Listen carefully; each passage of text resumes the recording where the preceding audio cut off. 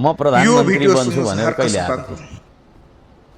तपाईँले भन्नुभयो नि प्रधानमन्त्री बन्छु कहिले आएको थिएँ मैले? मैले आउने विषय र तपाईँले होइन म प्रधानमन्त्री बन्छु भनेर कहिले भनेको थिएँ मैले उहाँलाई? मैले फेसबुकमा लेख्नुभयो त्यही कुरालाई होइन, देश सम्हाल्न सक्ने जेनजी आन्दोलनको बारेको कुरा गरे होइन?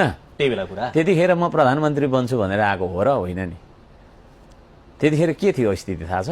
के को लागि आउनुभएको? यहाँ ठुल्ठुला नेता भनाउँदाहरू म 35 वर्षदेखि राजनीति गरे, म यस्तो उस्तो भन्ने मान्छेहरू सबै लुकेर बसेको थिए होइन? अहिलेको प्रधानमन्त्री पनि लुक्नु भएको थियो होइन त?